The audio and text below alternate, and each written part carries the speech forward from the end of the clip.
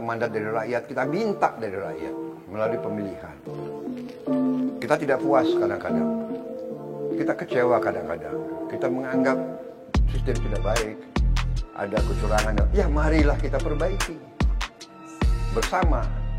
Jadi waktu itu saya demi kepentingan nasional dan keyakinan saya bahwa saya bisa kerjasama dengan Pak Jokowi. Saya kenal beliau lama, kita rival. Tapi Anda perhatikan, dalam debat pun kita saling menghormati, kita saling bercanda, kita saling benar nggak? Untuk memberi kesan kita ini saudara. Kita rival, tapi kita ini bukan musuh, bukan. Kita kadang-kadang sedih, kita lihat contoh di negara lain ya. Debat itu ya kan sampai sudah tidak sopan dan tidak apa. Ini budaya Indonesia lain.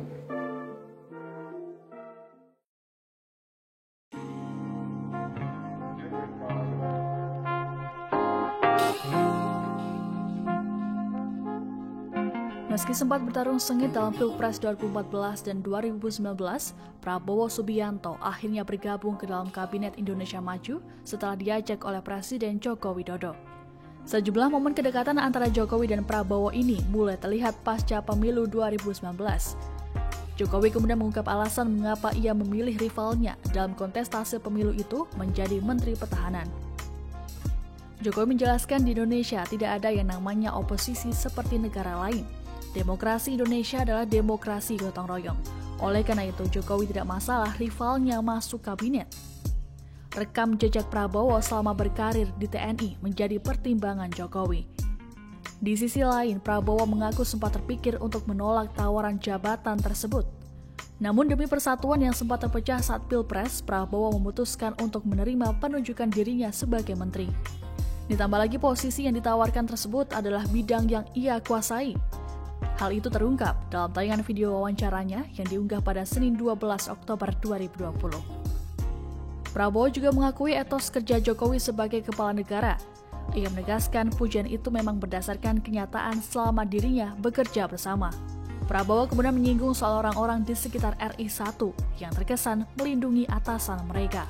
Orang-orang dalam lingkaran terdekat presiden ini, menurut Prabowo, justru seringkali malah memberikan arahan yang kurang tepat kepada Jokowi.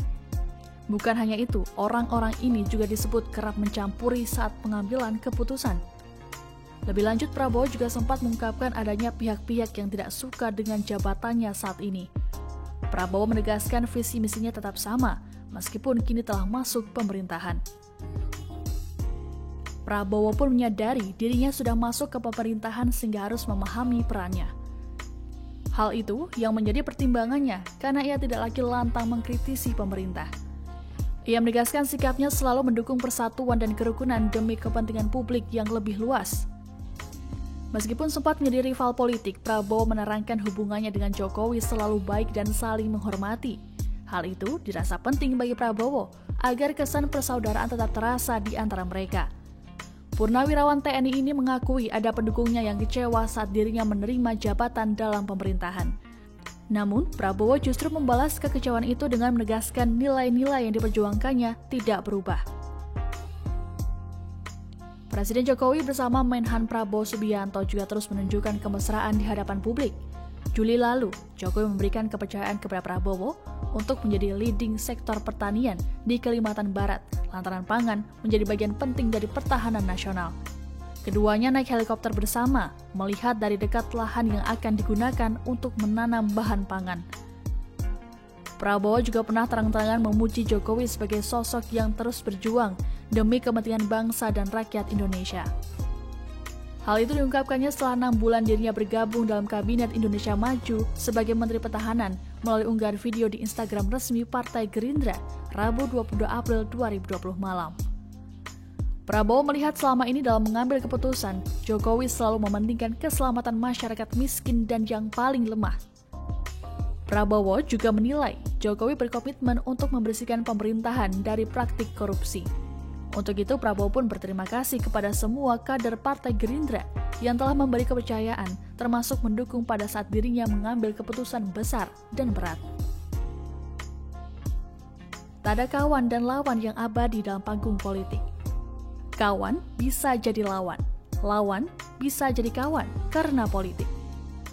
Masyarakat pendukung satu kubu cenderung fanatik, elit politiknya justru memainkan perannya penuh taktik. Meski dulu berlawanan, kini hati luluh juga dengan perhatian bahkan berbalik mendukung presiden sekarang.